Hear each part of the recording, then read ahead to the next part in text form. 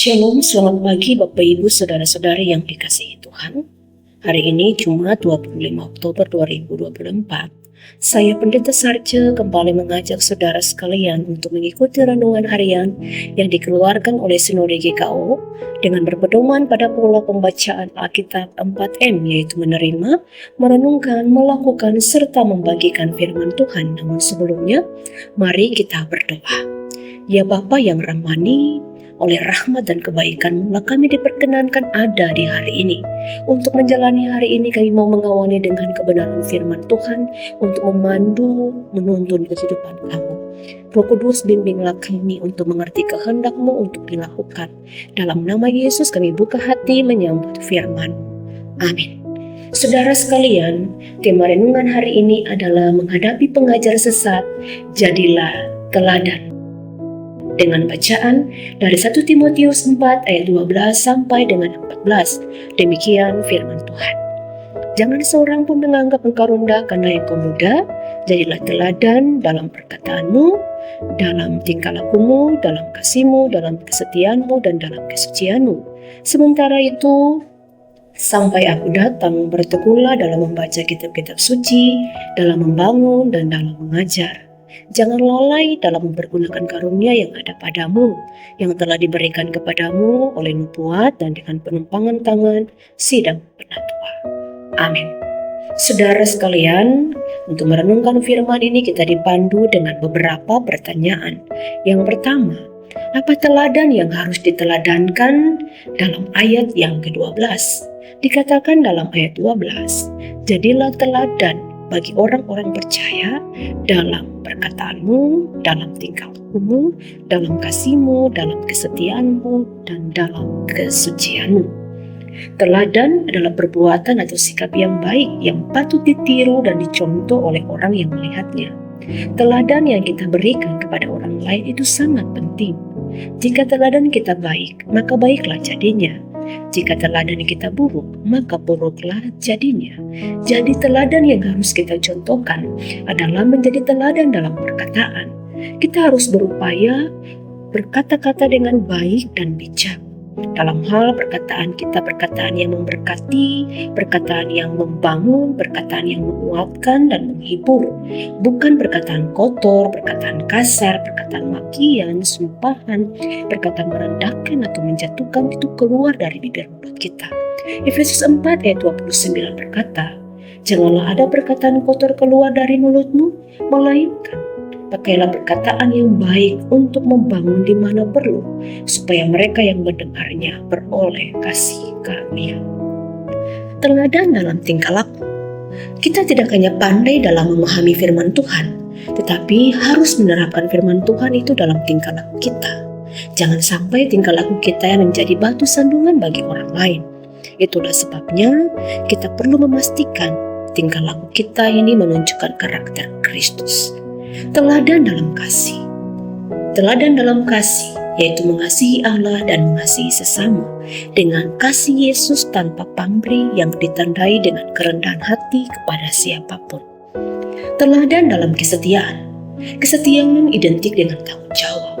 Maka kita perlu menunjukkan kesetiaan kepada Allah dengan sikap hidup yang berkenan kepada Allah. Dan kesetiaan kepada sesama ditunjukkan lewat melakukan dengan baik apa yang dipercayakan kepada kita. Teladan dalam kesucian. Hidup suci atau kudus itu sulit sekali. Oleh karena itu kita membutuhkan anugerah dan pertolongan Tuhan untuk memampukan kita hidup kudus. Oleh sebab itu tetaplah berusaha untuk hidup kudus dengan senantiasa meminta pertolongan Tuhan. Pertanyaan yang kedua, bagaimana cara agar kita membangun dan mengajar orang lain dalam ayat 13. Dikatakan dalam ayat 13, sementara itu sampai aku datang, bertekunlah dalam membaca kitab-kitab suci. Bertekun artinya giat, terus-menerus membaca dan memahami kitab suci. Timotius terus melengkapi dirinya dengan membaca kitab suci untuk membangun dan mengajar jemaat, apalagi dia sebagai seorang pemimpin umat. Kegiatan dalam membaca Alkitab bagi sebagian orang Kristen tidak menjadi momen yang menarik dan dinantikan lagi. Bosan, malas, sibuk, sukar untuk memahami menjadi alasan yang sering muncul. Padahal ketika kita hidup membaca firman Tuhan itu membangun kehidupan kita. Firman Tuhan membangun karakter kita, firman Tuhan membangun kerohanian kita. Bahkan kita bisa mengajar orang lain. Oleh sebab itu, teruslah bertekun membaca kitab suci. Pertanyaan yang ketiga, apa yang harus kita lakukan dengan karunia yang Tuhan berikan dalam ayat 14? Dikatakan dalam ayat 14, jangan lalai dalam mempergunakan karunia yang ada padamu. Paulus menasihati Timotius untuk mempergunakan karunia yang telah ia dapatkan dari Tuhan. Nasihat ini berlaku juga bagi kita. Setiap kita memiliki karunia atau talenta yang telah Tuhan berikan, dan kita harus mengembangkan, mempergunakan secara kreatif dalam hidup kita. Jangan sampai kita lalai mempergunakan setiap karunia yang ada pada kita. Kita diam, kita sekedar menjadi penonton, atau kita mempergunakan talenta itu dari kita sendiri. Tetapi gunakanlah karunia talenta itu untuk membangun, untuk kemuliaan dan pekerjaan Tuhan. Gunakan itu untuk membangun tubuh Kristus, bukan untuk popularitas atau kesombongan rohani. Tuhan menghendaki agar setiap kita memiliki peran di dalam kerajaan Allah. Oleh sebab itu, Allah menganugerahkan kepada kita karunia-karunia rohani untuk dikembangkan, untuk dipergunakan, untuk kemuliaan Tuhan.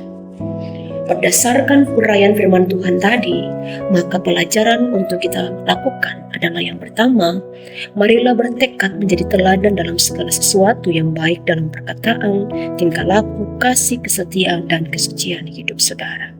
Yang kedua, bertekunlah membaca firman Tuhan. Dan yang ketiga, pergunakanlah talenta karunia yang ada pada kita untuk pekerjaan Tuhan. Bagikanlah firman Tuhan ini bagi setiap orang yang kita jumpai, agar mereka hidup menjadi teladan bagi orang lain. Kita berdoa.